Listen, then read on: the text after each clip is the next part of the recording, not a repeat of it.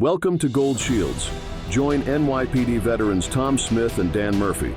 With over 50 years of combined experience chasing drug lords, dismantling cartels, and hunting terrorists. Now they pull back the curtain, sharing raw, unfiltered stories from the front lines and the heroes who stood beside them. No topics off limits. This is real. This is true crime. This is Gold Shields.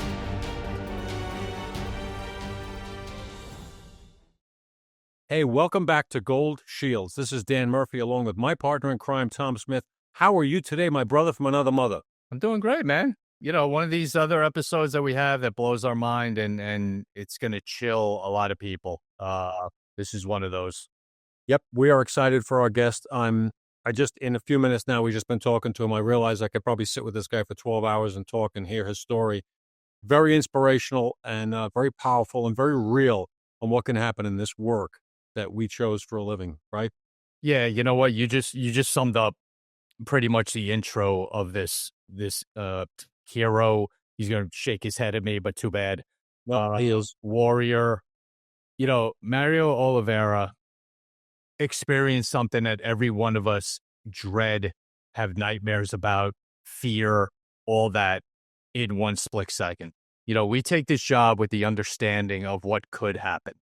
You know, it's always on our mind, going to every call, every situation, search warrants or whatever. Dan, me and you've been next to each other doing them. And it's always on your mind. It's kind of not spoken about, but it happened to Mario. And this story is as chilling as you're going to hear, folks. We've had a lot of shows, Dan, with officers being shot and dramatically coming back and military vets being incredibly injured on the battlefield. And this is just one of those that is still going to be spine chilling and jaw dropping when we get to it. And without further ado, Mario Oliveira, welcome to Gold Shields. It is an honor, my friend. Thanks for having me, Tom and Dan. It's a pleasure and an honor. Well, it's our pleasure to have you here.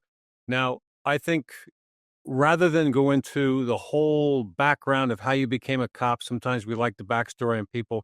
If you don't mind, let's fast forward to you're with the Somerville Police Department. Is that correct? That's correct. Yep.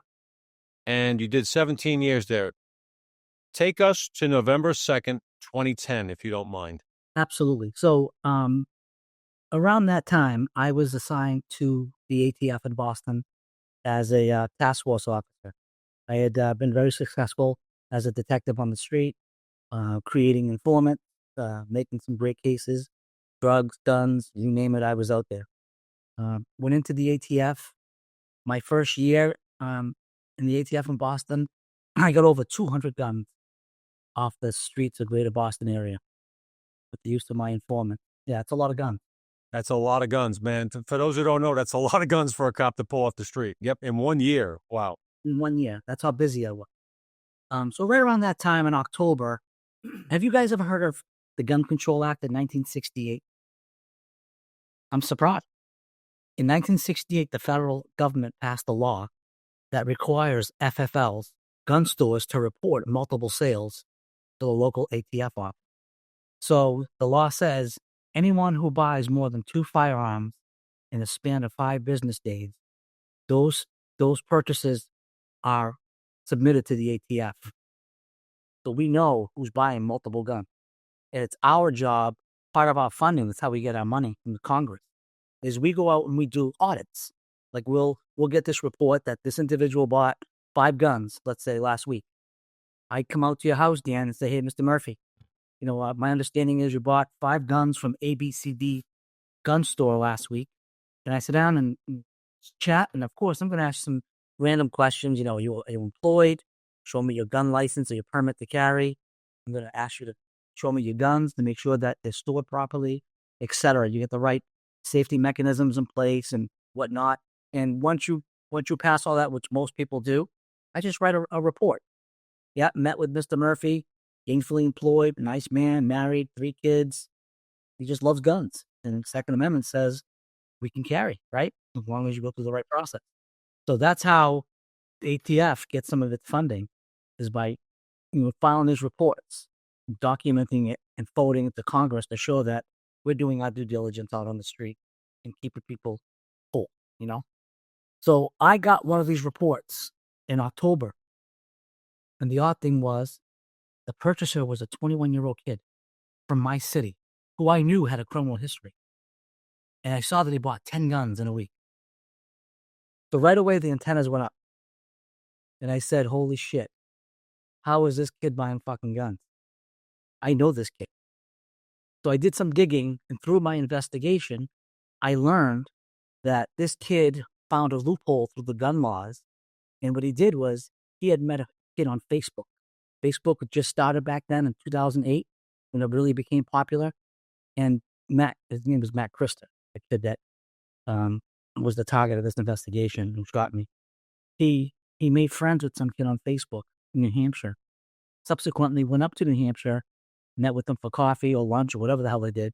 He paid him $500 to put his name on that kid's lease in New Hampshire, which essentially gave him residency in New Hampshire.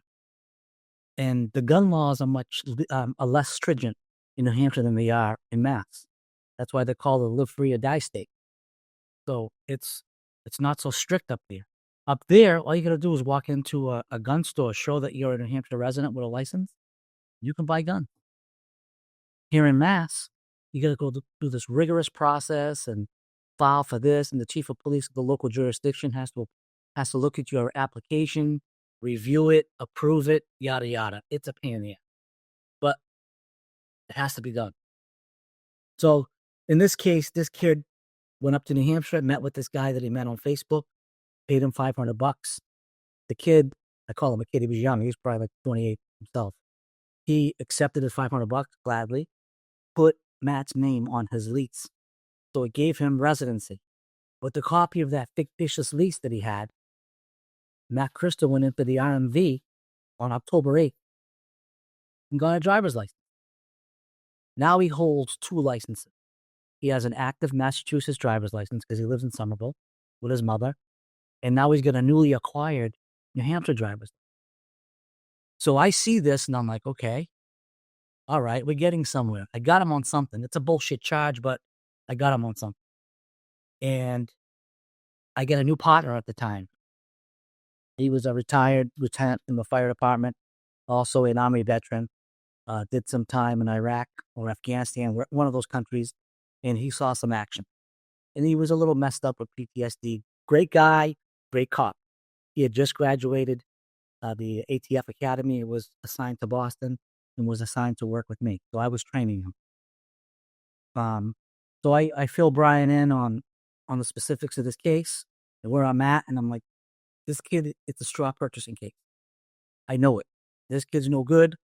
He can't get a license in Mass, so he circumvented the process and went up to New Hampshire, and this is what he's doing.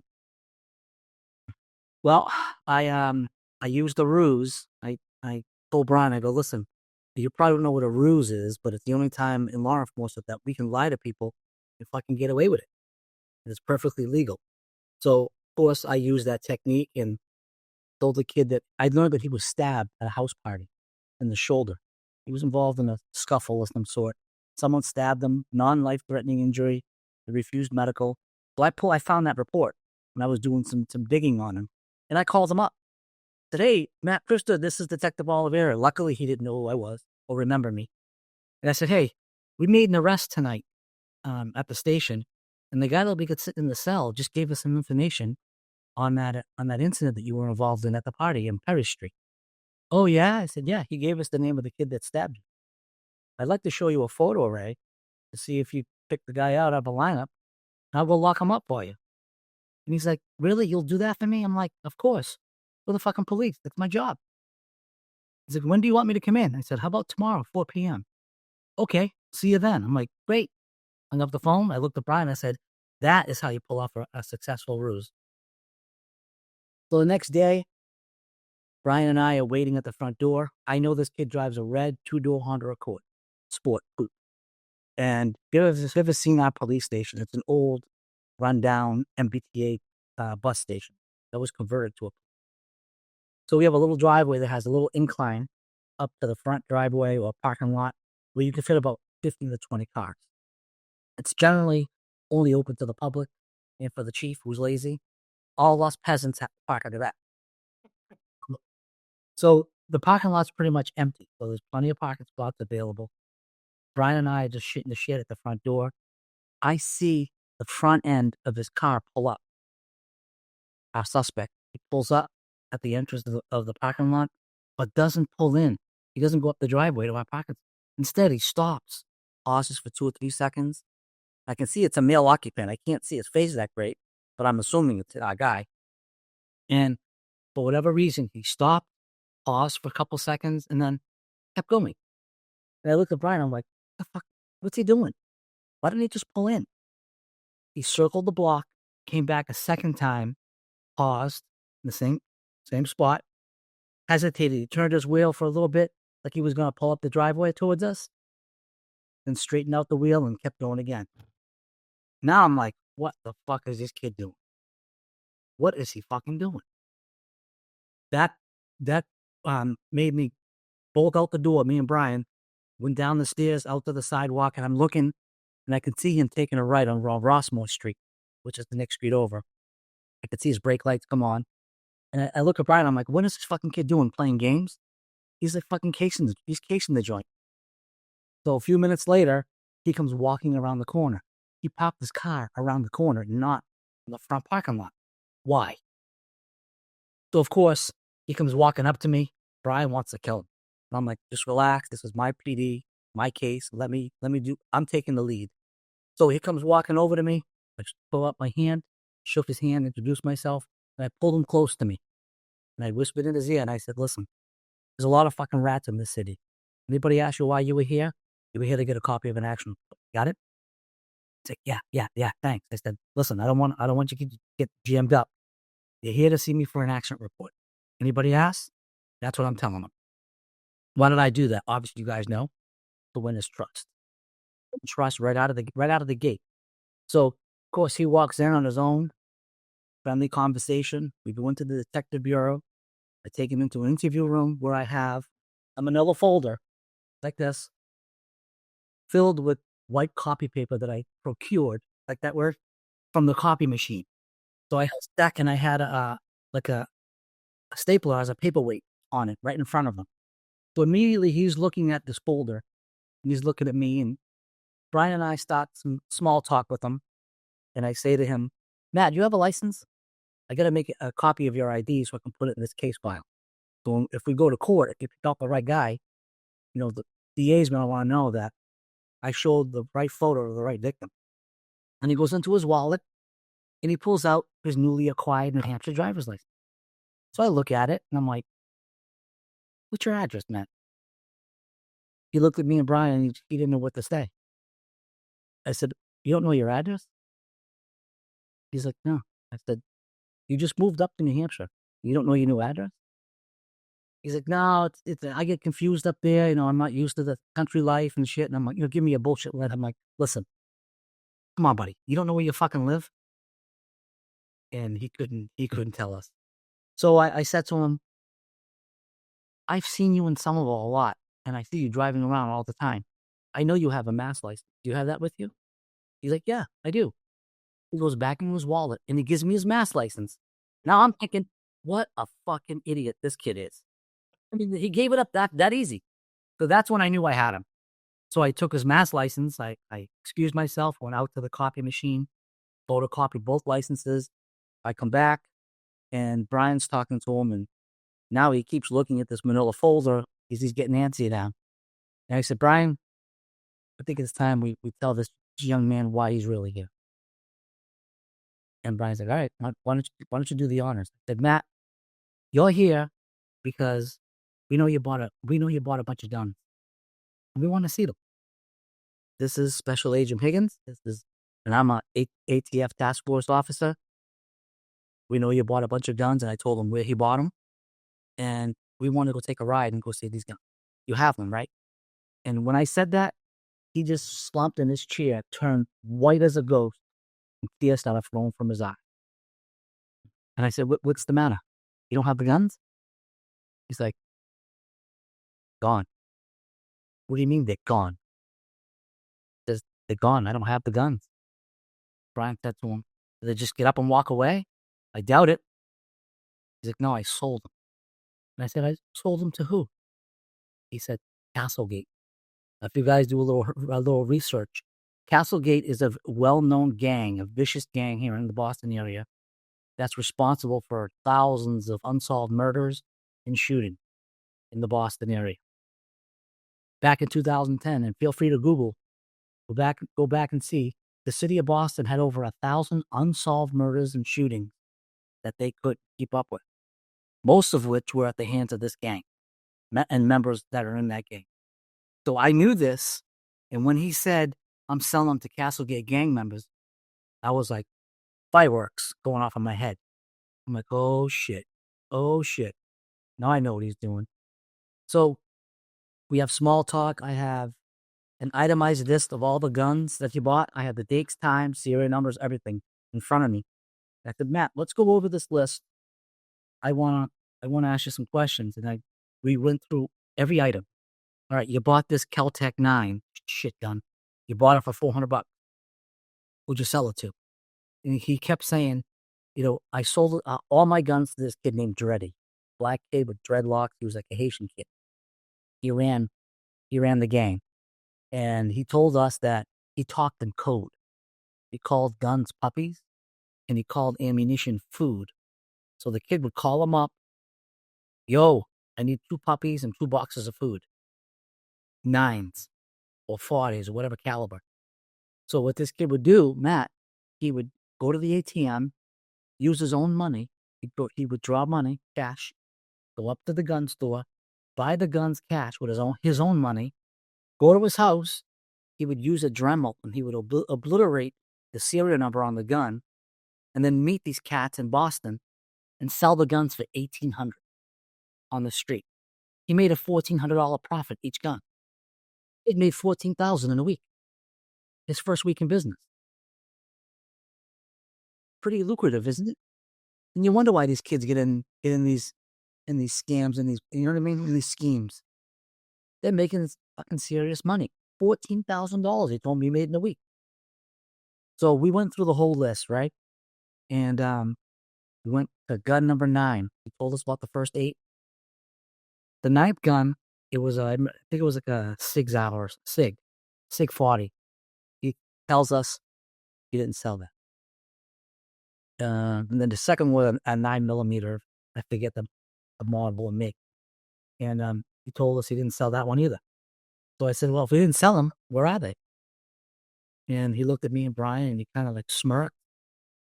And he goes, they're in my car. And I said to him, is that why you didn't park in the front parking lot and you drove around the block twice? And he's like, yeah. And I said to him, what are they doing in your car? He goes, well, I was just up in New Hampshire an hour ago shooting in the woods in a neighborhood. So now the idiot's fucking confessing on tape that he's discharging a firearm in a residential area, and then he crosses state lines where he's not licensed to carry, unsecured firearms in his car, loaded, and he's admitting all this shit on tape. Now, I'm like beside myself, like, I can't believe this is this easy. This is this easy. So we give him a consent to search. I tell him, I want the keys to your car. I'm going to go retrieve these guns. And I'm going to search your car. Where are the guns? Or else I'm going to toss it. And I'm sure you guys have tossed cars in your day, right? It's fun. 1 or 2 a night. I said, your car's never going to look the same again when I go through it. So he gives us consent, written consent, signed, gives us the keys. I have a uniform officer who's in the station watching for a little bit in the room while Brian and I go down the street. He told us that the guns were in a laundry basket in his trunk underneath some dirty clothes. So, of course, we go out there. I get my evidence bag that I brought with me in case there are guns there. I want to make sure it's all documented for continuity of evidence. You know what I mean? So I go out there, pop the trunk, look at Brian. I'm like, you ready? Trunk opens. Here's a laundry basket right in his trunk with clothes. Brian grabs the basket, flips it upside down. You hear.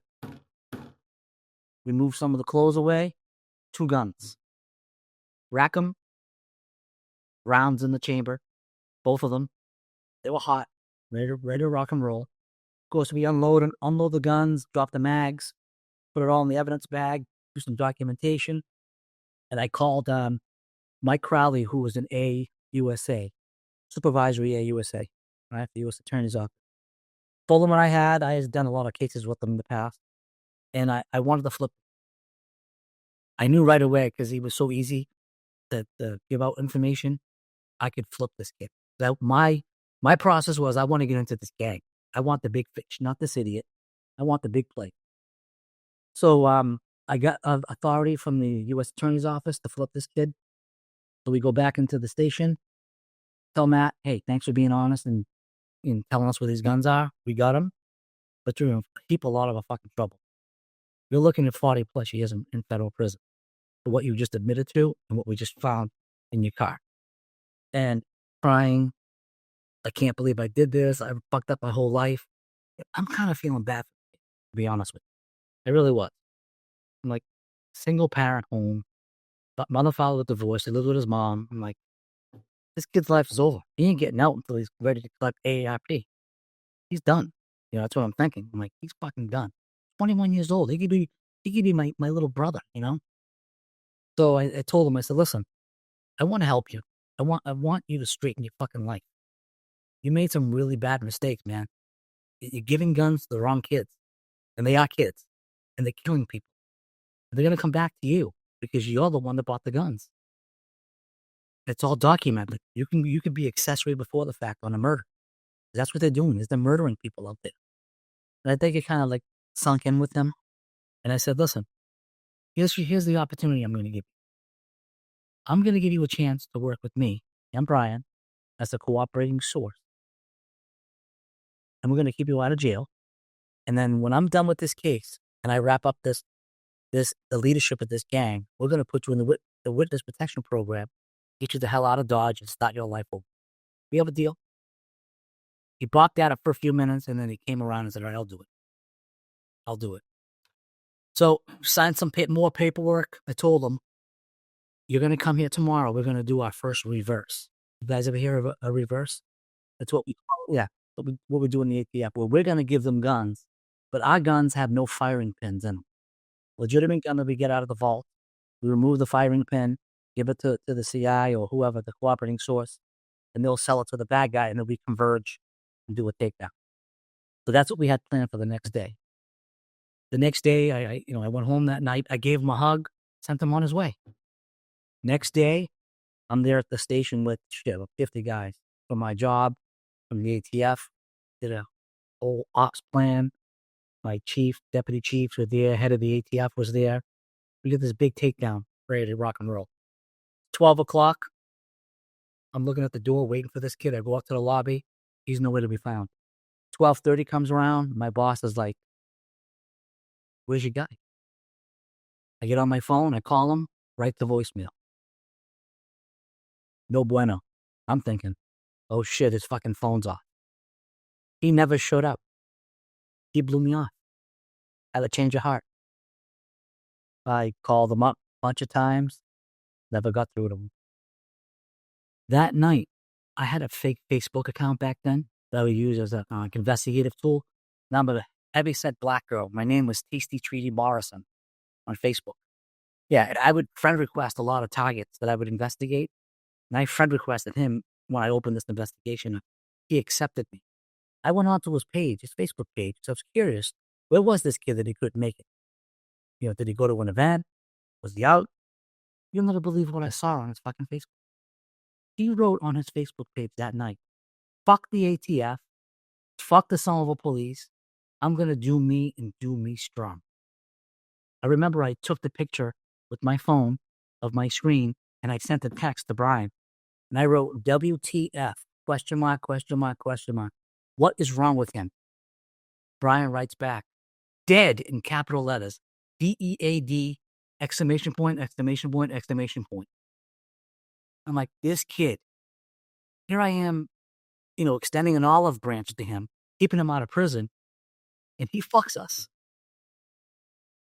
So the next morning, I get a call from an unknown number. I answer it. It's him. I said, Matt, what happened yesterday, man? You blew me off. Dick, yeah, I can't do this. I'm like, what do you mean you can't do this? He goes, I can't work for you. I'm not a rat. Rats get fucking killed. said, Matt, you're not going to get killed, okay? We're going to protect you. But guess what? The bad news is the deal's off. I gave you an opportunity. My bosses don't want to work with you anymore. You're going to fucking jail. I'm getting warrants for you, and I'm going to come after you, and I'm going to get you. I was honest with them. I got federal warrants for him. They were in the system. Went by his house several times with my partner. It was not around the first couple of weeks. Nights, days, overnights. I would go at all hours of the day, not never around. Until November 2nd came around. It was a Tuesday night, or Tuesday. I had a detail assignment that morning, and I was going to work a night shift. And I put on my uniform that morning, rushed out the door. My son, I was married at the time and had a 3-year-old boy. And like we do every day, we rush out the door thinking, just going to be another day, right? Another day at the office, dealing with shitheads, and I'll be back home.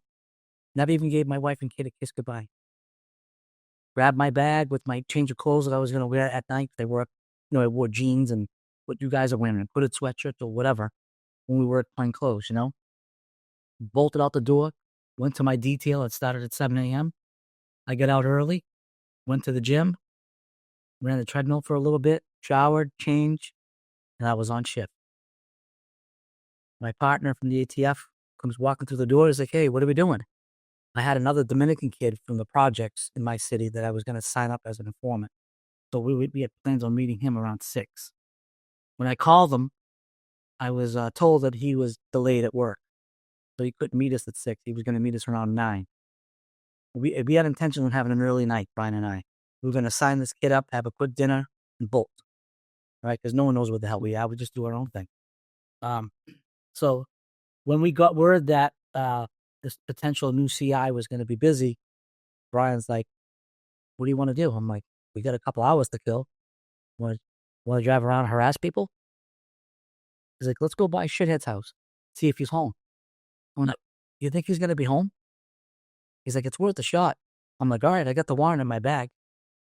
I left the station with a nylon Nike hooded sweatshirt, a t-shirt, badge around my neck on a lanyard, pancake holster with my gun, no vest, no extra set of cups, no extra magazine, nothing. That's all I had on me. We drive up towards his house. He lived on Gibbons Street in Somerville. We go down his street, and we're in Brian's car. When his headlights hit the back of his car, oh shit, he's home. So we pull in to a parking lot that was right across the street, or diagonally across the street from his house. We back in, shut our headlights off, we're watching the house. I call my lieutenant detective, and I tell him, hey, get up here. I got a warrant, federal warrant on this kid. He's home. I've been looking for him for 3 weeks now. I want to scoop him up. Now, keep in mind, it's election night in the city.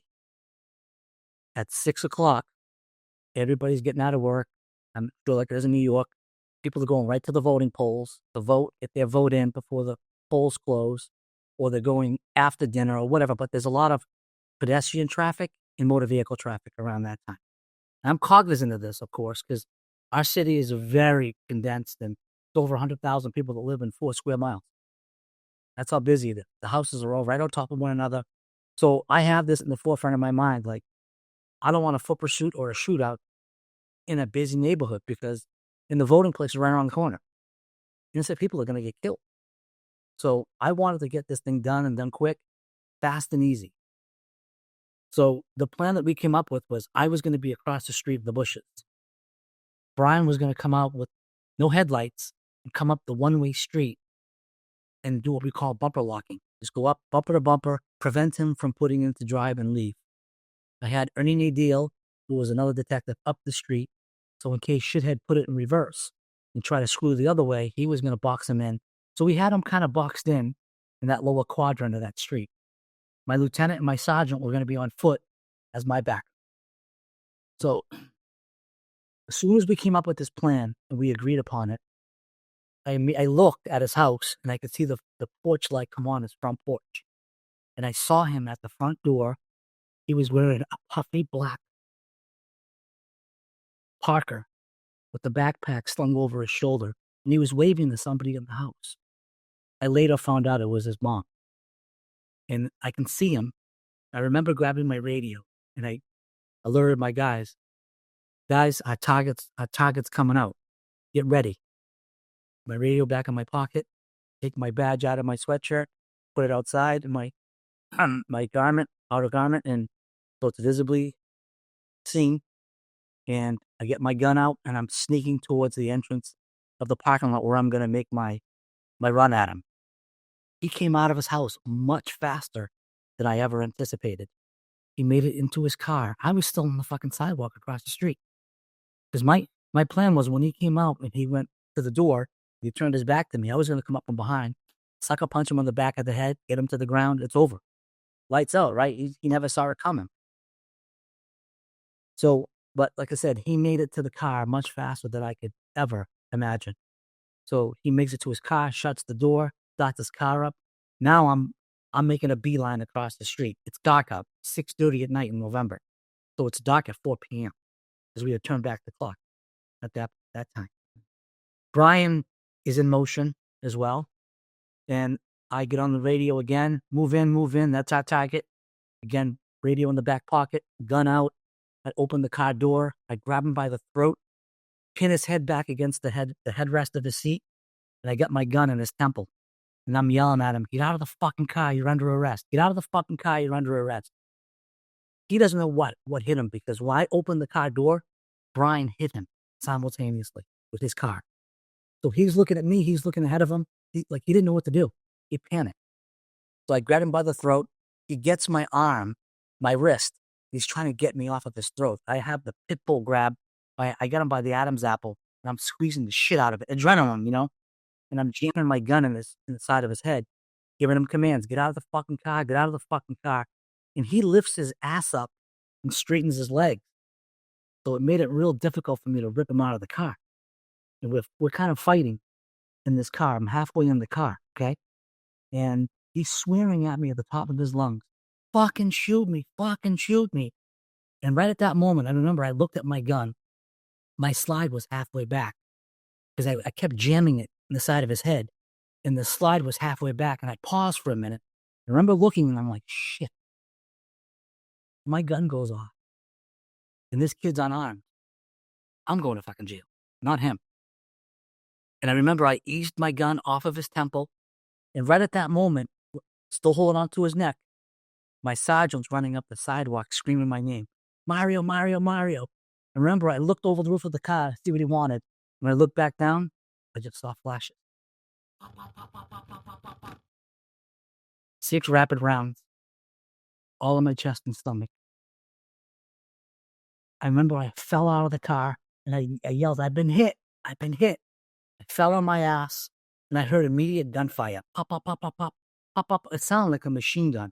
I knew what was happening. It was my guy shooting at the same time, and you fellas have been to the range, right? When everybody's shooting at the same time, it sounds like someone has a AR-15 or something, and they just go down, right? So that's what was going on. It was multiple people shooting at the same time, and I knew it was my guy and him. Well, I assumed him. I'm literally 5 feet away from the open door that I just fell out of. And I'm sitting on my ass, holding myself up with my left arm. And I'm dazed, I'm a little confused, but never lost consciousness. I was trying to get my bearing. And I'm hyperventilating.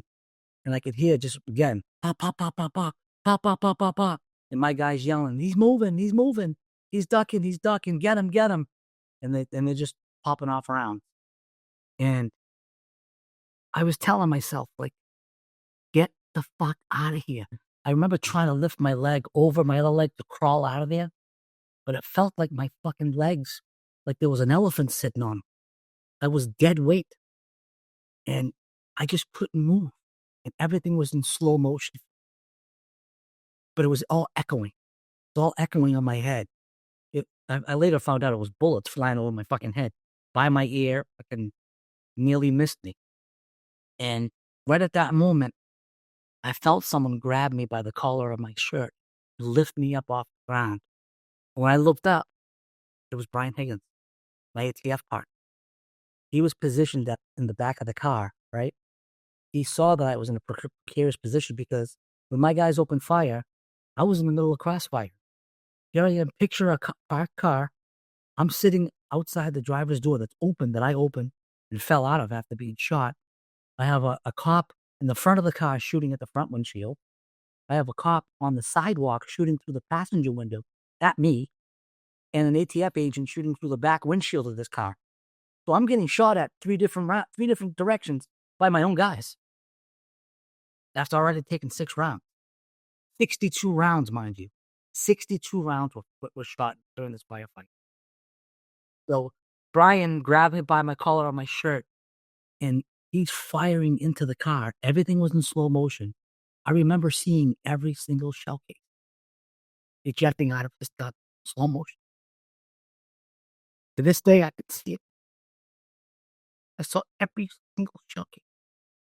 And then he dragged me across the street, left me under a parked car, where I lay there, and I'm hyperventilating. And I remember just looking up at the sky. It was a clear sky that night, and there was a lot of stars. And I just paused for a minute, and I said to myself, my wife and my son are at home, probably just had dinner, and they have no idea I'm laying underneath a parked car just about to die. Give you a break for a second, first of all. What you did was, I just want to back up a little bit for people who are listening that love our show, that listen to our show, that understand, police work with listening to shows. What you did with recruiting this kid was by the book, was textbook 101 source recruiting. Okay, that is exactly how it's done. For everyone who doesn't really know how and what goes into it, I don't want anyone out there going, well, why'd you recruit him to begin with and blah, blah, blah, and all that. Understand something. What you did, Mario, is textbook to get someone involved in a crime, to get a bigger crime of a group that is relentless and notorious in your area. That's just how it's done. And we can talk to sources all we want and tell them how things are going to be done. And then it's up to them. And in your case, he flipped and switched his mind, which has happened to all of us. We've all been involved in that. So I just don't want anyone out there, just to kind of let everyone know how it's done. Leading up to this is exactly how it's done every single day by police officers, detectives, agents, everyone out there, is how you get sources. I've said it for years. They're necessary evils. That's exactly what they are. They're evil. We don't trust them, but we need them because they get places we can't. And that's what you did. And this kid just happened to hit another level and go against you in this manner. And I just wanted to make sure, I wanted to get that out there, just in case there was any confusion with why this was done to begin with. And to piggyback onto that, let's go back to what you said about the gang that he was going to be infiltrating on behalf of the government. Responsible for hundreds, if not thousands, of unsolved shootings and homicides. They were a crime epidemic unto themselves. They were creating situations of violence that made living impossible for how many people? They put how many innocent people in the ground? You're doing work that needs to get done, and you're doing it in a smart, tested, proven way. But we do it with informants that are as unpredictable as anybody could ever be. They have dual allegiances. He's got allegiance to himself. I want to keep my own butt out of prison. But he's got a street allegiance.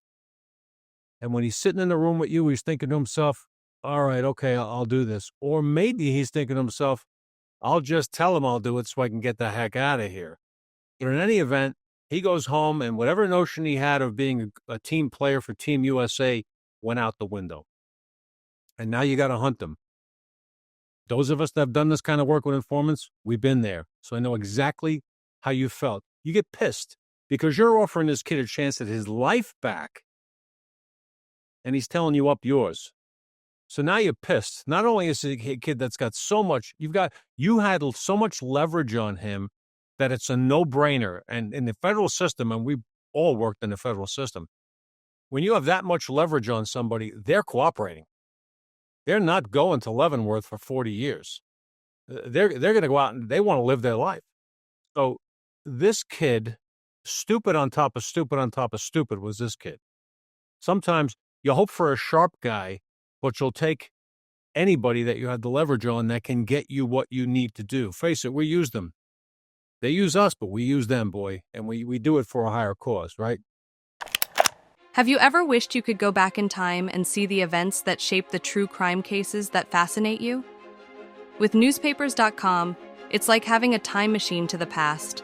Dive into more than 1 billion newspaper pages from 1690 to 2025 and relive the headlines that shocked entire towns. Explore newspapers from the US, UK, Canada, Australia, and beyond with a simple search. Read the breaking news as it happened, crime scene reports, witness testimonies, and courtroom drama. Explore forgotten clues and see how the media shaped the narrative of infamous cases. But it's not just the major stories. Newspapers.com lets you dig into local mysteries, missing persons reports, and the small-town scandals that history forgot. It's the closest you can get to being there when it all unfolded. So, if you're ready to dig deeper into the crimes that keep you up at night, start your journey today at newspapers.com. Use the code GOLDSHIELDS for an exclusive 20% discount on your subscription. Patriot is a premium whiskey hard seltzer. We've carefully crafted 4 flavors that not only taste exceptional, but can be enjoyed on any occasion, anytime. We're committed to giving back 5% of all profits to the core groups we call the backbone of America. We are proud to help those who serve our great country. This is America's Seltzer, the brand that stands for quality, community, and the American spirit. So this happens. We've heard these stories that, the event happens, you're shot, you're on the ground. Now, the reality of life is kicking into your head, your family, your wife, your son. From that point on, take us, through the rest of that evening. So I'm laying on the ground, having these thoughts of what my family is going to think when they find out what happened to me. I was, with my good hand, because I was on my side, I felt a lot of pain on my right chest. So I remember I reached in and I took my hand out and I could see like thick purple blood. And I panicked. I put it back and I'm putting as much pressure as I can. I'm hyperventilating. All right. And I could feel blood oozing out of me. It was like someone had a fucking garden hose and they were spraying me with water. I could feel it like going down the side of my stomach and my chest. So I knew I got hit in the upper torso. How and where? I didn't know. I couldn't see. I didn't know how. I didn't count bullets. I just felt numb, but I was bleeding out heavily. And I'm hyperventilating. I could feel my heart in my throat. And I remember thinking, I gotta buy myself some minutes. I gotta buy myself time. Otherwise, I'm gonna fucking bleed out. And I remember like training that I got in the academy of controlling your breathing. But I remembered like taking deep breaths through my nose, exhaling through my mouth, slowly to just to calm myself down. And that's what I was trying to do. Control my breathing. I was thinking to myself, if I can control my breathing, I'm not hyperventilating. Maybe less blood will come out. And it will just slow the process down, which will allow me more time for help to get to me. And I'm on my side, it's halfway on my back, and I'm looking up. And I'm about to find out what happens to us when we die. My mind thought, what happens at the moment that we perish? Do angels come from heaven? Are they going to take my soul? Am I going to look down at my body that's riddled with blood, full of holes? Like, what do we see at the moment of our death? That's what was going through my mind. And at that point, my mind did something miraculous. My mind phased out all the chaos and the yelling and the screaming that was going on and the shots that were being fired. I went to a peaceful place for a few moments where I remembered my senior prom. I remembered going fishing with my dad when I was a young kid. I remember playing street hockey at East Elmville Community School with all my childhood friends. It was almost like I was making peace with myself, getting ready for death, remembering all the good times of my life. And then suddenly I shifted back to reality where I could hear the commotion and I could hear his mother screaming, "My son, my son, my son, you're shooting my son." That's when I realized his mother came out and saw this whole fucking shooting. She saw the cops kill her kid. And my guys are yelling, "Get the fuck in the house. Get the fuck back in the house." And that's when I refocused again. And I could see him in the car. He's poking his head over the steering wheel, dodging bullets. And I never relinquished my gun. I had my gun in my right hand. I had a perfect angle because I was diagonal behind him. I could have shot him easy. But remember my brain saying, lift your arm up and fucking shoot him. That's exactly what I try to do. But when I try to lift my arm up, my arm wasn't moving. Instead, I just heard rattling. And that's what made me look. And I saw a huge hole in my sweatshirt. And I realized that I took a round that went through my forearm. The bullet went through my ulnar nerve and out the back of my elbow. I couldn't pull my trigger finger. Now, fellas, imagine being in that situation. You've just been shot 6 times. Well, I didn't know 6 times. You've been shot a bunch of times. And I can't defend myself. I can't defend my guy. I was useless, helpless. I'll tell you, I tell everybody, it's the worst part of this fucking shooting, where I couldn't help my own guy. I couldn't help myself. It's so difficult for us as cops to feel you can't do shit. There's nothing you can do. Like, you're helpless. And I remember I just dropped my head to the ground and I started praying. Somebody help. And I could hear ambulances in the background. The cavalry was coming. It's sirens from all over the cities coming by this point. Finally, the gunshots stopped. They killed him on the spot there, and rightfully so. And the first guy that came to my side was Joe McCain, my lieutenant. I remember him propping me up on the rear tire of this car, and he's kind of slapping me in the face to get my attention. He told me later, when I got out of the hospital, that I was ash gray and my eyes were rolling in the back of my head. And he said, "You wouldn't shut the fuck up, though." Kept talking. I remember I grabbed him by his shirt and I pulled him closer to me and I said, "Joe, don't let me fucking die. I can't fucking die tonight. I gotta get home to my boy. My son needs his father. I can't leave my son behind. Don't let me fucking die." And he said, "Buddy, you're not gonna die. You're gonna be all right. We're gonna help you." They laid me down. He walked away. The other guys were triaging me. They were looking for any exit and entry wounds, and they were putting pressure and just, doing what they normally do in a shooting.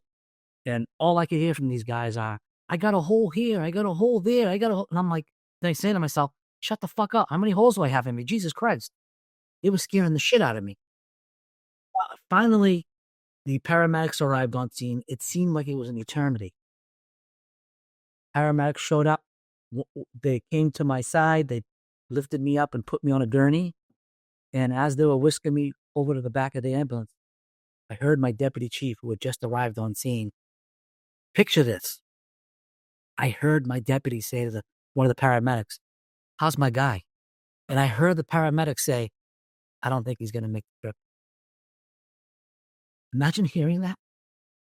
Pretty much, he's a dead man. I don't think he's going to make the trip. And I'll tell you guys, that didn't hurt me. It actually saved me. I was so fucking pissed from hearing that in my mind, I had the strength of 1,000 men. I could have fucking broke that fucking metal bar off of that gurney, that ambulance bed, and I was going to wrap it around someone's skull. That's how fucking pissed I was. I was so determined to prove that fucking guy wrong. So now they get me on the back of the ambulance. But before I went in there, I saw my lieutenant sitting on the curb, crying. He had his head in between his legs. His gun was on the ground on the floor, and he was bawling his eyes out, crying. I later found out in the hospital when he came to see me that he had walked away. He was the first one to me. He had walked away and called his wife and said, Maureen, there's been a shooting. You're going to see it on the news. It wasn't me. I'm involved in it, but it was Mario that got shot. And I just lied to him and told him he was going to be okay. I heard this kid's last words. I just heard his last words. He's going to fucking die any second. That's how bad I was. And he retired after that. This is what trauma does to him. Here's a guy who held me in his arms, thought he heard my last words, knew I was about to die, and had to go call his wife and tell him that. And a grown man, a cop, sitting, a 30-year veteran, sitting on the curb with his gun at his feet, just crying uncontrollably. And when people wonder why we get fucked up on this job, you know? That is, I mean, as chilling a story as we've heard, for sure. But then at some point, this is how, these things happen. You feeling the way you did and the strength that just comes out of nowhere, and you got mad over one line from one person. That's all it takes. When you're in a situation like that, not that I've been there, obviously, but that's what it takes. It takes one thing to just keep you going. And you end up being taken to the hospital, and the doctor, correct me if I'm wrong, just, after I'm done saying this, was the doctor taking care of the Boston Marathon bombing victims. So, good reputation of saving people for sure, and that's who's working on you. And thankfully, he has the skills that God gave him that you're sitting here with us today, talking to us. And so take us, again, I don't want to keep dwelling on this with you, Mario, but this part's important, what I'm going to ask you. Everything happens at the hospital. I believe you flatline a couple of times. Okay, so you're out. That thing you talked about laying on the street actually happens twice to you. And then you survive. Take us through surviving this. So there's a few things that happened before then that's important. So on the way to the hospital, I'm fighting with the paramedic to take me home, not knowing how bad I am yet. I just told him I have to get home to my son. And he's asking me, what's your son's name? And I said, his name is Drew. His real name is Andrew, and he's 3. Take me to fuck home. I'll be all right. He's like, no, you're going to the Mass General. I said, listen, I got to get home to my boy. The paramedic said, you have 2 boys? I'm like, what are you, a fucking asshole? I just told you twice.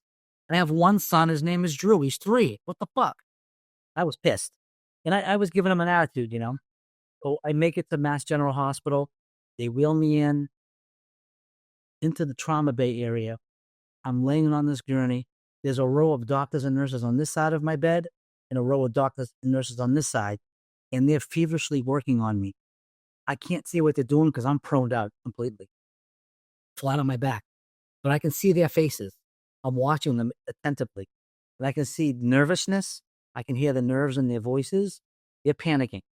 Hurry up, do this, do that, talking medical terms, And that frightened me because hearing their panicked voices, because you guys have been to the ER before, right? So in your lives, they usually calm these doctors, because they know that we're upset. Their job is to calm us down. Even though it might be a bad injury or whatever, their job is to kind of keep us on a down low and calm. These folks, they were fucking panicking. They were panicking, which in turn made me panic.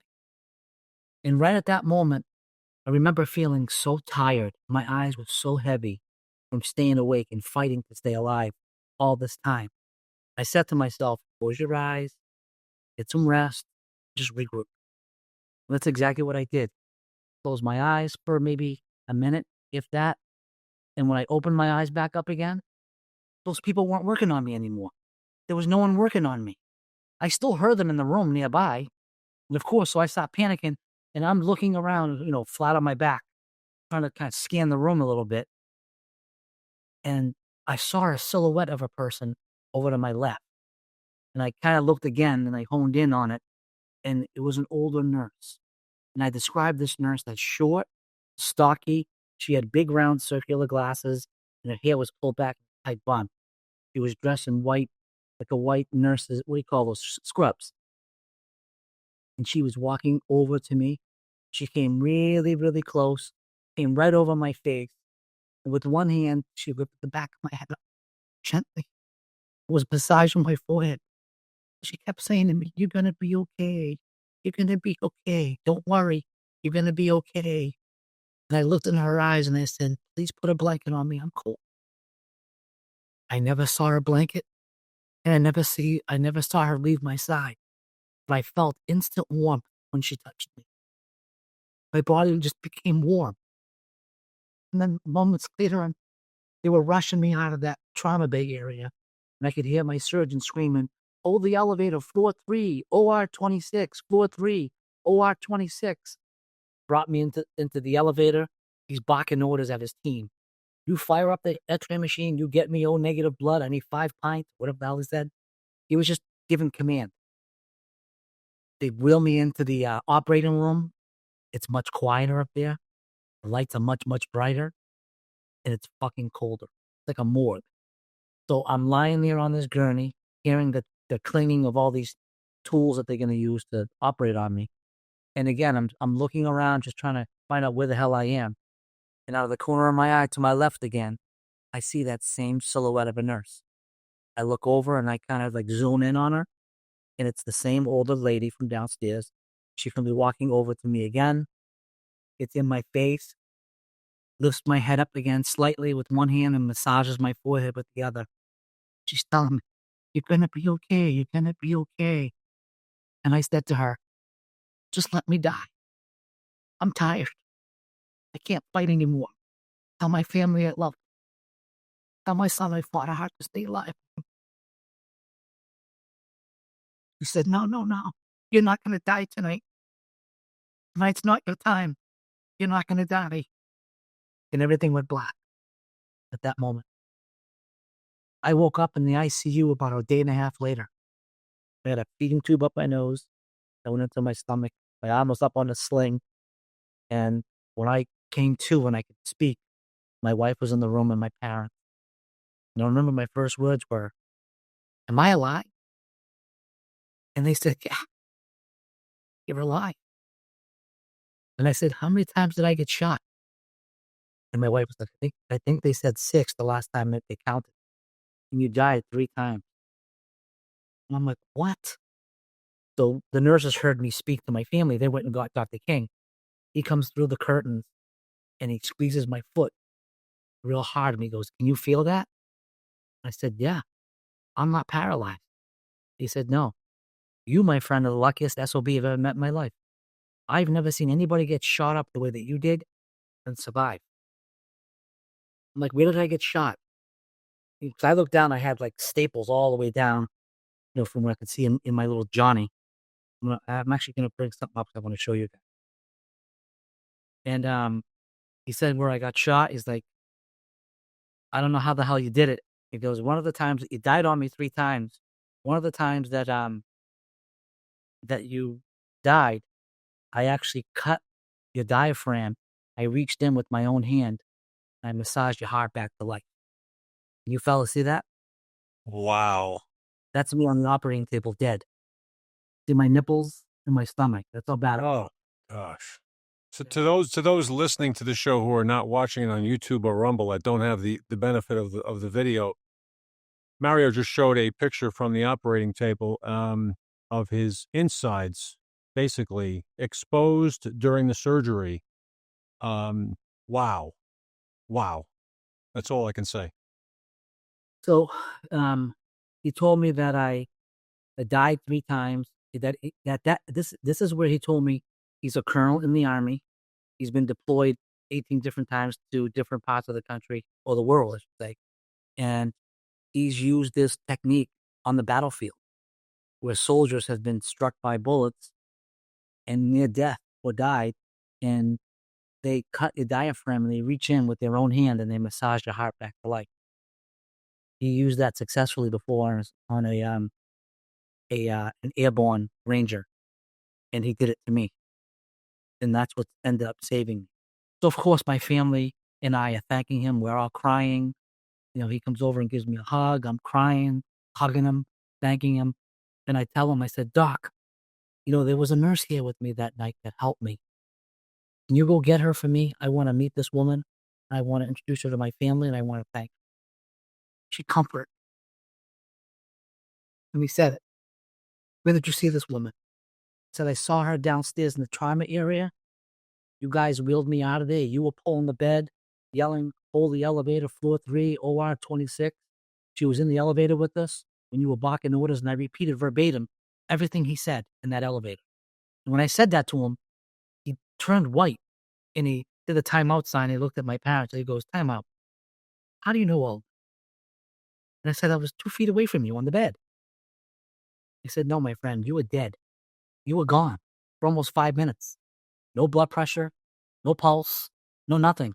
We were giving you chest compressions and breaths. How do you remember all this stuff? Dead people can't form memory. I said, no, I was awake. I was watching all of you, and I was talking to that nurse. He said, listen, there was no nurse on my trauma team that looked. Everybody was young. I would have known if there was an old lady that was 65 years old and looked like that. I assure you, there was nobody on my trauma team that looked like that. My mom at that point collapsed crying in disbelief. So I did 3 weeks in the hospital. The day that I went home, I remember my wife was in my room and my father. My mom was at home with my son. And I still had staples in my chest and stomach. And the nurses said, Mario, you're going home today. And I'll send you guys these videos later if you want. And I said, what about my staples? Do you want me to come back next week and you could take them out? But no, we're going to remove them now. I'm like, it's only been a couple of weeks. You think I'm healed? I'm like, yeah, you'll be fine. Bullshit. So they got me dressed. They removed my staples. They brought me down to this big, huge press conference where the mayor was there and the mayor of Boston and all these dignitaries. They were all there. And they had an 80-car motorcade that drove me home. I lived like 20 minutes north of Boston back then.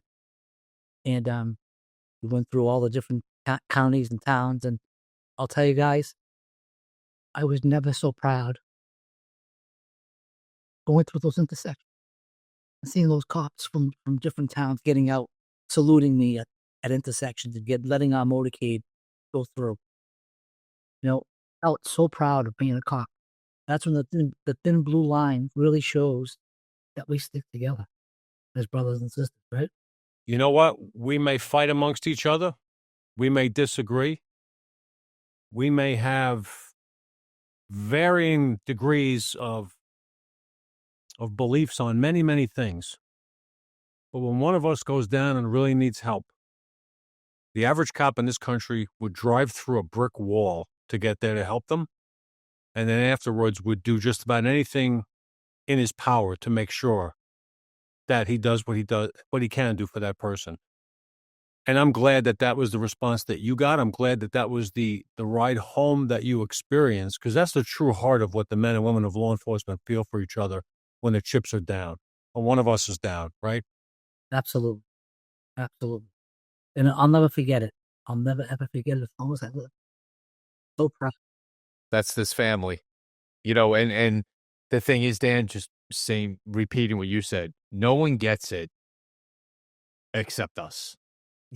Because, we expect that because of our job, and all other cops from all over always come through when it's something like that. And you get responses like that, and well-deserved, for sure. After this, take us through everything that happened afterwards and the fight that you now have for other cops, not just you. I'm the gift that keeps on giving, so there's a little bit more that's important I have to finish. So I get home.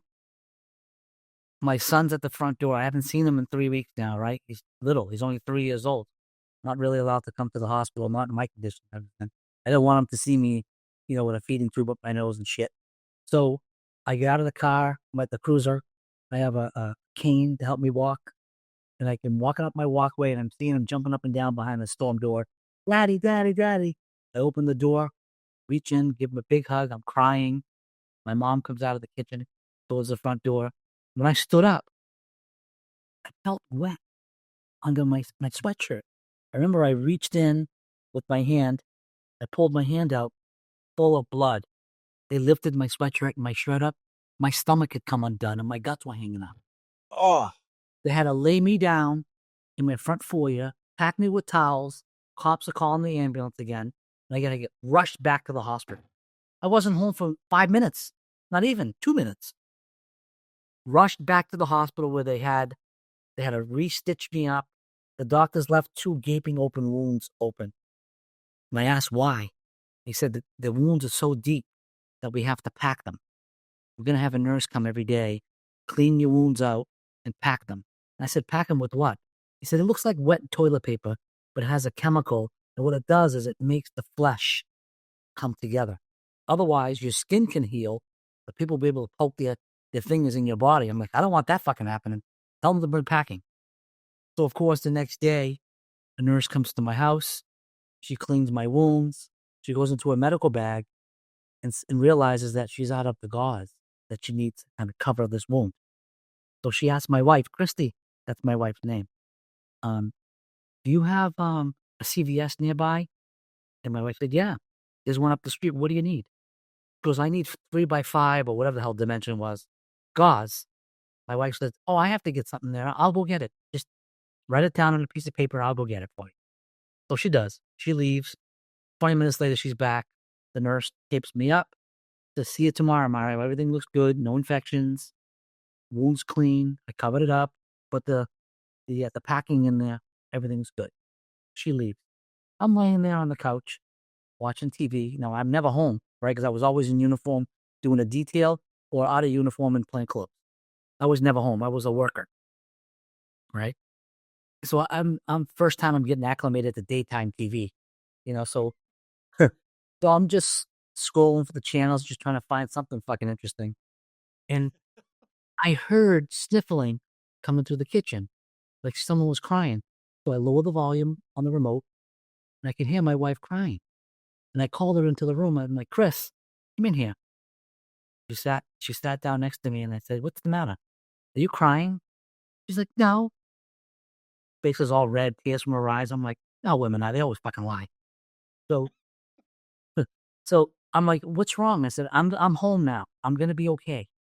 Everything's gonna be all right. She said, look, she had a pregnancy test in front of her, and she put it in my face, and I looked at it, and it said pregnant, and I'm like, my first reaction was, you fucking bitch, you cheated on me while I was in the hospital? Because we didn't have any plans to have another kid. I found out my wife was pregnant. 9 months later, on my birthday, my son was. Instead of God taking my life that night, he gave me a life. unbelievable. Born on my birthday. So what did I do? I named him after my doctor, and he's also his godfather. To honor him for saving my life, I named him after my doctor. 2 days later, my parents came to my house with some kale soup because I was on a liquid diet. And my dad went into the kitchen with a pot of soup. My mom had a picture frame tucked to her chest, so the picture was like towards her chest, so I could see the back of the frame. I'll show you. I have it right here. So you guys see. I have it right here. So she brought this picture frame like this, and my mom's crying. She sat next to me, gives me a fist on the forehead and said, how are you doing, honey? And I said, Mom, I'm doing okay. I'm going to get back on my feet. And I said, what do you have? She said, I brought something to you. So I want you to keep this on your wall at home forever. I said, of course. She gives me that picture frame. I flipped it over, and I looked at it, started crying. I said, my hand was shaking. I said, this is the nurse. This is my nurse. My mother said, yeah, I prayed to her. Your grandmother came to you. So my brother's also a cop in the same department, also a detective. When he heard that I got shot, everybody heard that I died in the back of that ambulance. like my deputy chief was told. I wasn't going to make it. My brother had called my mother up and said, "Ma, are you sitting down?" She's like, "I just cleaned up dinner. Your father and I just ate. What's up?" She's like, you need to sit down." She knew by his voice. He goes, "Tell me it's not your brother. Please tell me." He goes, "He's been shot, Ma. Doesn't look like he's going to make it." My mother grabbed her rosary beads, wrapped them around her knuckles, fell to her knees in her living room, and was praying to her mother, "Save my son. Don't let him die, Mama. Don't let him die. Please save him." And that's who showed up at my side. Wow. Wow. You know, I've heard a lot of stories in my life, but this is just, to those of us who are people of faith, to those of us who believe that there is a life after this and a higher power and a God and that our relatives live on, to those of us who believe that, I don't find this unbelievable at all. I find it incredibly believable. I also find it incredibly reassuring. And I think your story is pretty inspirational for those of us on this side of the fence who don't exactly know what it's going to be like when we pass. You've been there. Briefly, but you've been there. And I have to ask you, are you afraid of dying now? I'm not. And that was going to be my next comment is, I'm here to tell you and your audience that there is life after death. I've been there. I talked to them. I talked to her. And I want you all to be assured that all of your loved ones that have passed in years past, they're in a better place now. They're not suffering anymore. Heaven exists. Looking for powerful defense without the mess? Meet Impact, a revolutionary line of chemical irritants designed for law enforcement, military, and personal protection.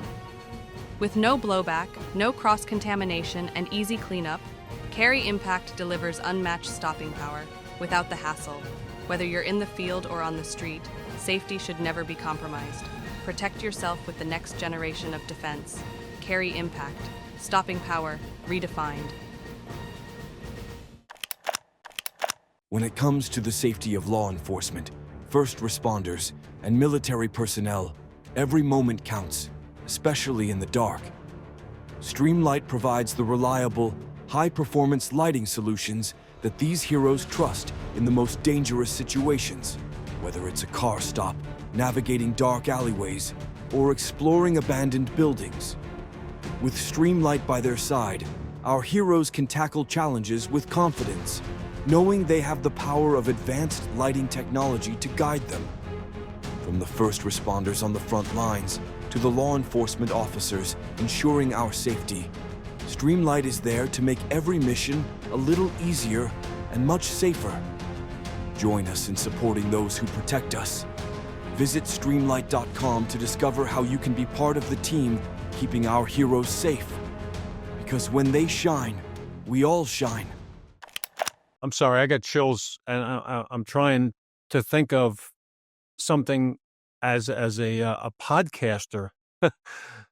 We're recording right now, and Tom and I are looking at each other on camera right now, and I don't even know what to say except to say that is such an incredibly moving story and an inspiring story. But wow, I cannot imagine what it must have been like for you to see that picture and recognize that that was your grandmother who came and comforted you at that very moment. And, not to get crazy with faith on this show necessarily, but to say there's power in prayer, people. And if you don't believe it, talk to Mario Oliveira. How do you think about prayer now? Pray every day. The only question I got, I have none. Like Dan just said, none. The only thing I want to ask you is, did you ever meet your grandmother? Yeah, when I was young. So she lived in Portugal. I came to America when I was 3, the legal way, of course, with my family. Not the Joe Biden way, the legal way. And, she would come and visit when I was maybe 5 or 6, but I was 42 years old when I got shot. So I hadn't seen her in over 35 years. And she's the last person I would ever expect to see at Mass General Hospital.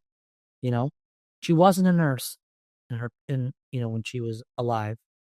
So I never really dawned on me that it was her. And she looks a little different in this picture now. So I wasn't in my state of mind. It wasn't like, oh, look, it's grandma. I just didn't recognize her at all. You at some point are medically retired from police work. Yeah. So I went back to work in 5 months. Because I found out that if I was going to retire, the law in Massachusetts says if you get injured and you're alive, you get 72% of your pay. And then they cap you on what you can earn. So let me tell you and your audience how fucked up the system is. So let's take you, Dan, for a minute. Let's make you a Boston detective today, okay? Not NYPD, only because I know what the laws are in this state. So if Dan Murphy is let's say a sergeant, Boston PD, you got shot today and died, your wife would get a one-time federal payment of $437,000 tax-free from the federal government. That's a one-time tax-free payment. In addition to that, the state of Mass would give your wife a check for $300,000 tax-free, one-time shot. Whatever rank that you held at the time of your death, so in this case, you're a sergeant, make believe, she would get your Boston PD sergeant's pay, 100% of it, for life. Tax-free. Every raise that your department gets, your wife would. Okay? For the rest of her life. Your children, if you have any, they have 4 years college tuition paid for any state school. They want to go to a school of higher learning. 4 years straight. Free ride. Right? If you own a home in Massachusetts, it's your primary residence. Your wife or husband, whichever, you don't have to pay property taxes on your home. You have real estate tax exemption. So these are the benefits that are afforded. And then if your kids want to be firemen or cops, they take a civil service test, they go right to the top of the list under a wounded veteran. So these are all the benefits that are afforded to your family when an officer dies in the line of duty. Now, if Dan Murphy goes out, is in the same situation that I was in, and you are lucky enough like me to survive, and you can't come back to work anymore, all you get is a little bit more than half your paycheck. And then they say you can't make more than $30,000 a year on top of it. So if essentially you're being punished financially for surviving, for living. You get punished financially for living. Unbelievable. And I was like, this is fucked up. This is wrong. So I came back to work in 5 months because I knew I couldn't retire. I lasted all of 8 months on the street. I ended up having a heart attack and then a stroke that left me paralyzed my whole left side. I had to retire. And unbelievable. Going on 72 points. There are I went to my mayor. so many asked them members of law enforcement in this country. And we've talked to some of them. I'm sorry, we had a little blackout there for a second, but you left off by telling us you were paralyzed on the left-hand side of your body from the stroke after the heart attack. And this is all related to and resulting from the shooting, injuries. So I have it all documented and everything. And the city didn't dispute it. They were in agreement with me. They had no issues with my medical. They knew it was all stemmed from the shooting. And the mayor said, there's a thing we call special legislation in our state. It exists in all states. Basically, with the existing laws in place, a governor or a mayor of the city can write legislation, special legislation, to override or overrule the existing law. So at that point in 2010, there had been 52 officers before me from different jurisdictions who had been shot, stabbed, run over, whatever. They were critically injured in the line of duty, and their mayors of their communities wrote special legislation for them to get 100% and not the 72. So I asked this of my mayor, who was a far left liberal, hate cops type of person, and he wouldn't give me an answer, didn't commit, and left me hanging 2.5 years. 2.5 years I sat at home with a newborn baby, 3-year-old boy, wondering and worrying how I was going to take care of the kids. How am I going to send them to school? No more detail, no more overtime, no more court time, a little bit more than half my pay. How do I support family? I have a young, growing family. I'm only 42 years old. I dropped down to a whopping 130 pounds. I wouldn't go to birthday parties. I wouldn't go out to barbecues. I just stayed in my room. I knew what my family would have gotten had I died that. And a couple of times, I took my own gun and contemplated taking my own life because I felt like I became a burden to my family. I went down that proverbial toilet, mentally, emotionally, spiritually. And that's when those moments I would pray to God and ask Him for help and guidance. And I swear to you that on one of the nights that I was praying, my boys were crying. I heard them in the kitchen saying, "Why does Daddy doesn't talk to anybody anymore? He just stays in his room." And I heard God tell me, "I'm going to give you the strength to move on. You need to do something to do with it." And that's exactly what I did. I said, "I'm going to fight back. I'm going to do it the right and the legal way." I started a nonprofit organization called VIPO, Violently Injured Police Officers. I wrote legislation. And after 12 long years of fighting the state legislature, I passed my bill here in Massachusetts last year on July 24th that now gives any officer any first responder actually, who's permanently injured in the line of duty during a violent act, gets 100% of his or her pay, to include all of their raises. And guess what else I have in there? If you work in the private sector, there are no limitations on your earning. So you can go work and be the director of security for a mall or a corporation, make $200,000 a year there, and earn 100% of your pay from your jurisdiction that you work. Wow. Because guess what? You fucking earned it. You earned it the hard way. Guess what? And I'm proud to tell you, folks, that I've passed my legislation now in Massachusetts, in New Hampshire, in Oklahoma, in Kentucky, in Nevada, 5 different states on my own. Wow. And that's from going around the country and telling my story, showing my videos, telling people to take the fight to City Hall because we can win. And I would go up and testify, and I would say to these senators, I would tell them, "This is what you get when you die. Fact check me if you don't believe me. This is what you want to give me because I survived. You're punishing me for surviving.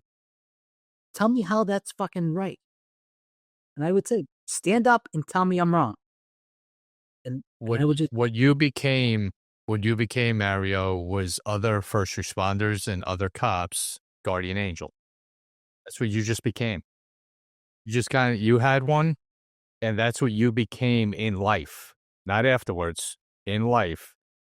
That guardian angel to officers who've gone through what you went through and gotten screwed by the system. And we've heard these stories God endlessly from other guests, from just Dan and I being out where we are. And good for you, man. God bless you listen, you could have very easily just went, "You know what? I got to take care of me." But you didn't. You thought of every other cop just like you did, laying on the ground with 6 holes in you, that I have to fire my gun to protect my guys. Same mentality. You didn't change. All right. You might have been injured, but your mentality and your thought process of brothers and sisters on the street didn't change, just shifted. And God bless you for that. Absolutely, Tom. I couldn't have said it better. To anybody who's ever put on a uniform to protect other people, whether it be military or police, there are plenty of moments of boredom, training, not much going on, and there's also plenty of moments of sheer terror. And there's moments that don't get to the point where Mario experienced, but nonetheless, your heart's beating, and you need to know at that moment that somebody's got your back.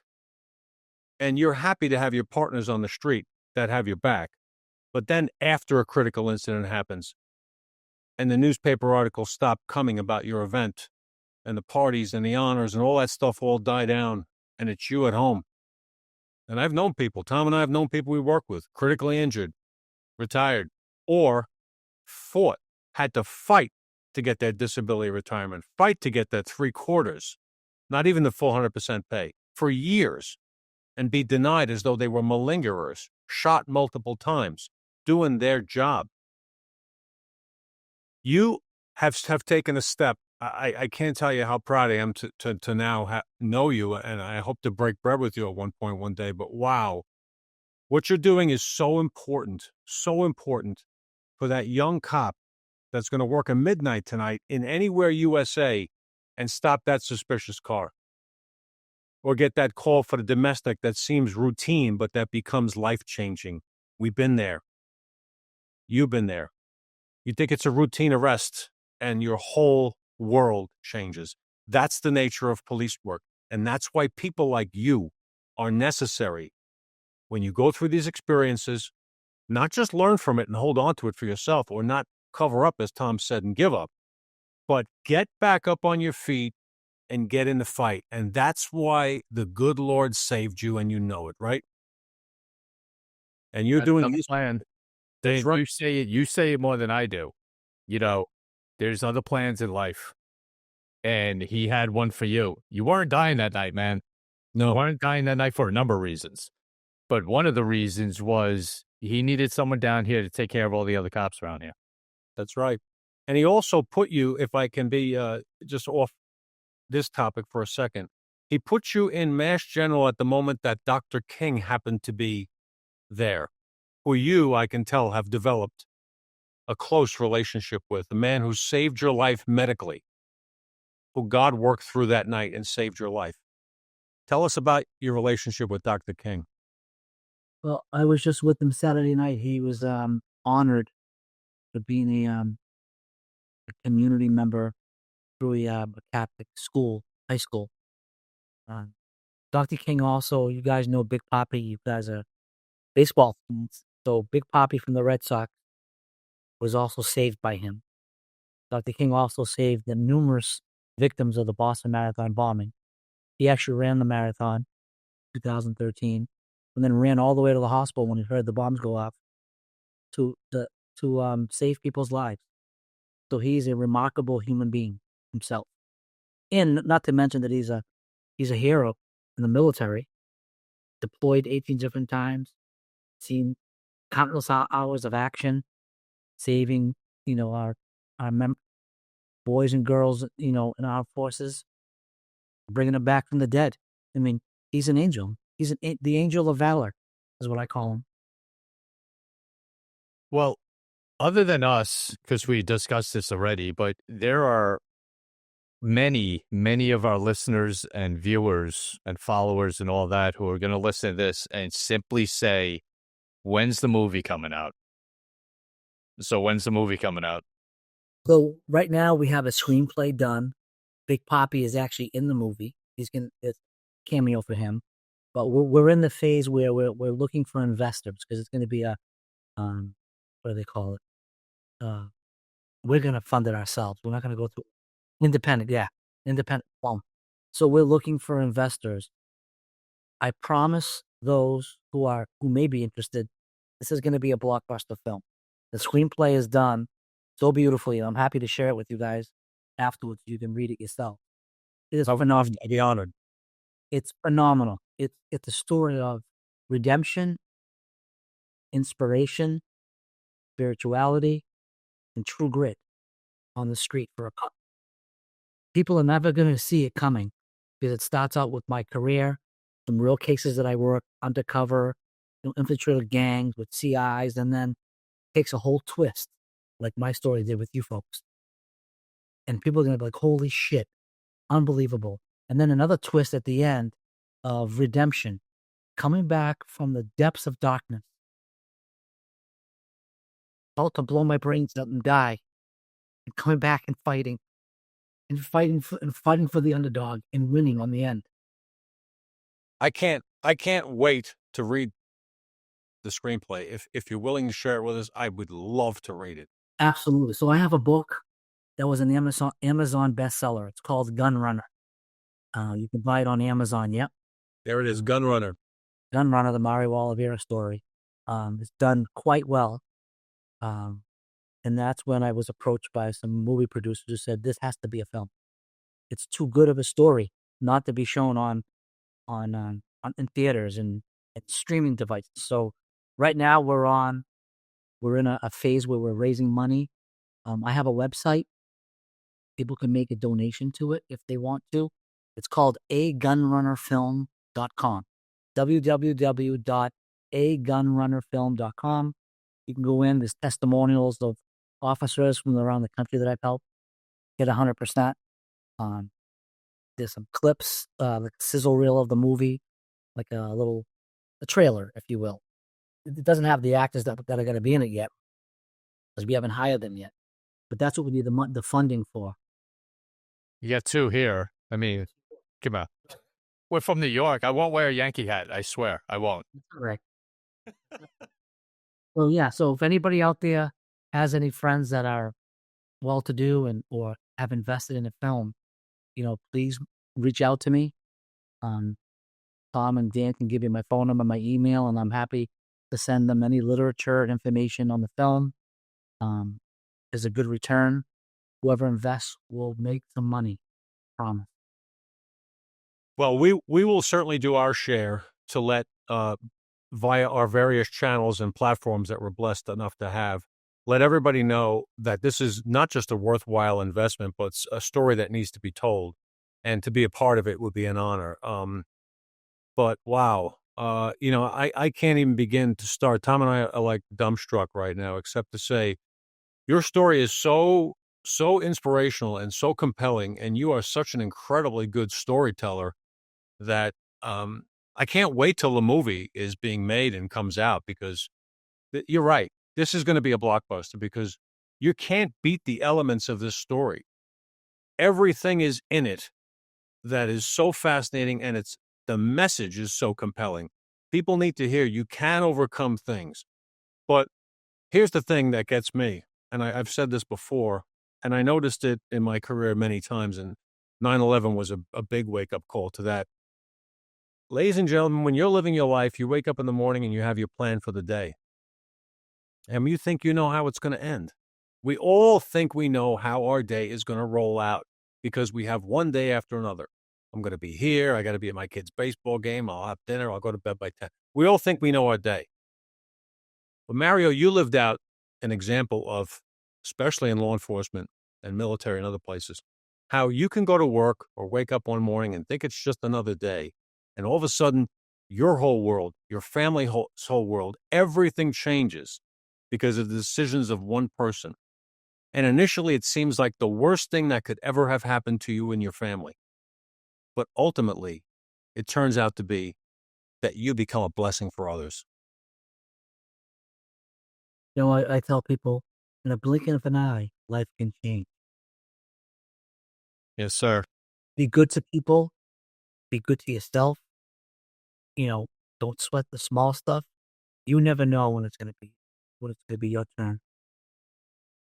Amen. So, Well, to say thank you is an understatement. It doesn't even justify this interview, but that's kind of all we got in the English language right now. So, Mario, thank you so very much for not even telling the story, but being here for all of us. And being that kind of guiding light of what can happen and what you can get through, and your message and inspiration and all that. So thank you for all of that, but thank you for joining us today. Absolutely. And I want to close out with this, if I may. Dear listeners, if there is someone out there who may be interested in being an investor in this film, I want them to know, like you said, Tom, this is more than just a film.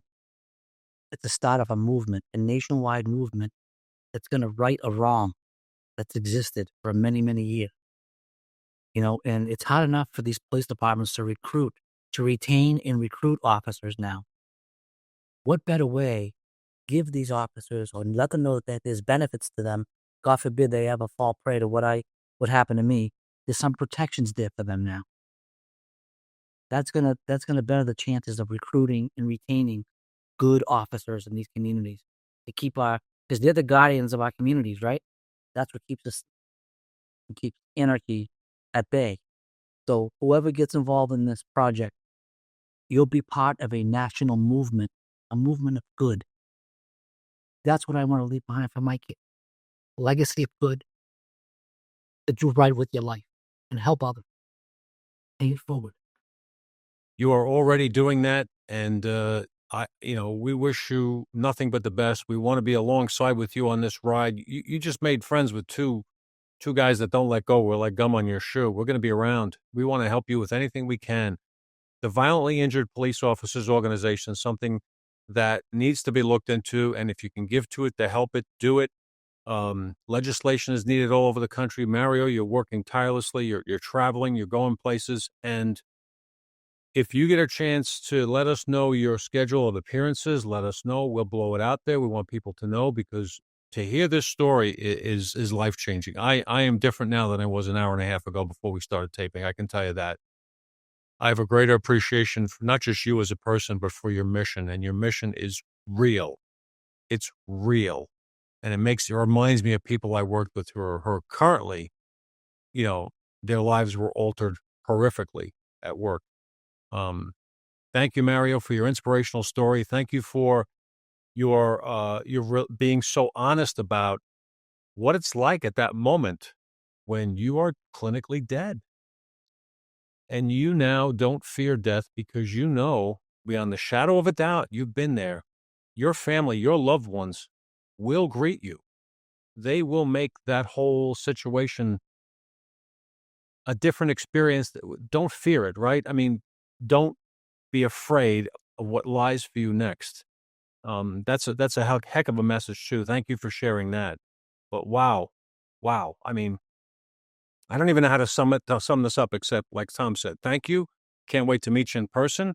I know our paths are going to cross. We're going to figure that out. But wow, thank you for sharing your story for the book. Look forward to the movie, and we will update our audience on everything you have going on. As long as you stay in touch with us, we'll do it. Absolutely. Thank you both so much.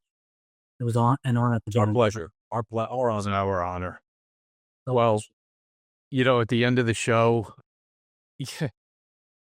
I say it every week, Dan, and not that I take it for granted, but it just becomes part of the show and part of, what we do. But what a different meaning the end of the show has today, in asking everyone out there to pray for our law enforcement officers and pray for their families, because they go through it as well. And they go out there and do a thankless job, volunteer to do it, don't ask for anything, and go out there and lay it on the line every single day. And like Mario said, in the blink of an eye, it can change dramatically. And we ask everyone to just keep them all in your prayers. And when you see them on the street, wave, pat them on the back in a store, buy them a meal if they're behind you in line. Anything like that means the world to them. Please do that. And our military vets as well and their families. But please say a prayer tonight, especially after listening to this show. It's all we ask. We say it every week, but even more this week. For my partner, Dan Murphy, for an incredible, inspirational guest that we will never forget, Mario Oliveira. This is Tom Smith for Gold Shields. Everyone stay safe. See everyone soon. Don't go anywhere. We got overtime coming up. And be safe out there.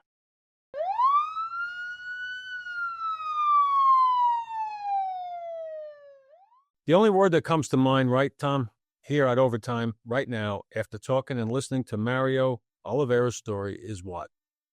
Wow. Miracle. Wow. Holy crap. Oh my God, you can't, everything. I haven't been that speechless. I had no idea what to say to him. I mean, what do you say? I had no questions for him. Hearing that story, I actually thought during the show, Dan, that just let him talk and then hit stop. at the end of it. We didn't need us. We didn't even have to be here. Just to hear that is mind-blowing. You know, every now and then in life you meet people who are, I mean, we've been so blessed. Let's just start with a blanket statement. We've been so blessed by the guests that we've had on this show. And the streak continues with somebody who I didn't see this coming. I knew he had a crazy incident, but I didn't quite see this. No. The type of person he is, the depth of the experience, and how he is using it and working so hard for those, I'll call it saving the unborn, so to speak, those who are yet to experience their Mario Oliveira moment in law enforcement. And sadly, we know that there are many who will. Oh, absolutely. You know, there's someone going through it right now as we're talking, unfortunately, somewhere in this country. But you've heard stories, Dan, we've done them on this show, of shootings and women and men getting shot, in uniform. And they each have a story of it and surviving and rehab and all that. But that was a completely different level of understanding of what life is and how fast it is and how unpredictable it is and what's out there. Completely different level of something I don't think either one of us are ready for. If you get a chance, to anybody in the audience, to see Mario Oliveira speak, and you pass on it, you've missed something very special in this life. You've missed an insight that only you can get from somebody like him who's been through what he's been through and still has come out on it the other side with a new look at life and a new look at responsibility. And he is accepting responsibility for helping others. And yeah, God bless him and everything he's doing, and anything we can do, I know we're going to do for him. Oh yeah. It's out there, once this is released, on the show descriptions, show notes, all that will be all the information about him and where he's going to be. And we'll be in touch with him as this process goes with the movie and everything like that. But, Dan, we've been 50 years combined in the NYPD.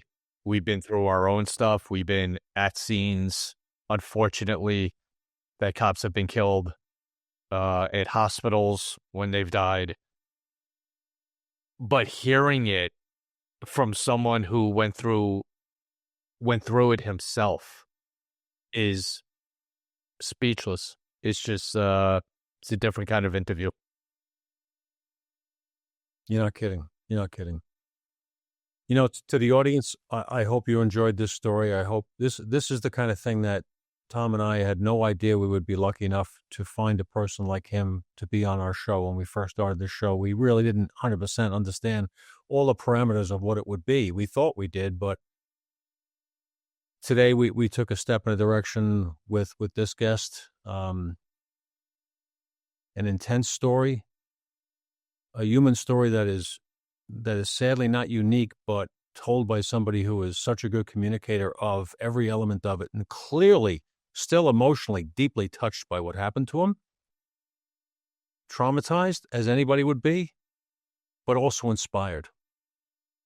And we salute you, Mario Oliveira, and all the Mario Oliveiras that are out there who are dealing with the tragedies that come with protecting others. That's about it. That's a great way to end this interview, this episode, just on those words. And I'm not even going to echo it. I'm going to do our normal, hey, everyone, thegoldshieldShow.com, youtube.com/@goldshields, and every audio platform you can think of. Please subscribe, follow us, so these stories are on Gold Shields. And we're proud that we're able to do this, to give it to you. So jump on board this ride we're on, get to experience what we get to experience and the stories that we get to share. Join us on this little ride and world that we're in. We're thankful that we get to have people like Mario on our show something we didn't think of 3 years ago, but now it's a reality. So just join us on everything I just rattled off. And two big thing real quick, not to go into a copline.org and Wounded Warrior. Please check them both out. They're both special to us. Hit them up if you need them, and donate to Wounded Warrior Project, please. We'll get more into it on another show. Dan, fantastic episode, shocking episode, but I think we did good, buddy. Yeah, well, we're the lucky ones here. Yeah. So thank you, everyone. God bless everyone. We will see you again next time, and thank you for your listenership. We really appreciate it. We watch the numbers going up, and we hope we're doing it right. Give us feedback. Let us know. Go to the website. Send us a note. Say, hey, I like this. I didn't like that. Or if you have an idea for the show or an inspirational story, send it to us. We want to hear from you. Your feedback matters to us. Absolutely. Thanks, everyone. Thanks, partner. So everyone stay safe. We'll see everybody soon.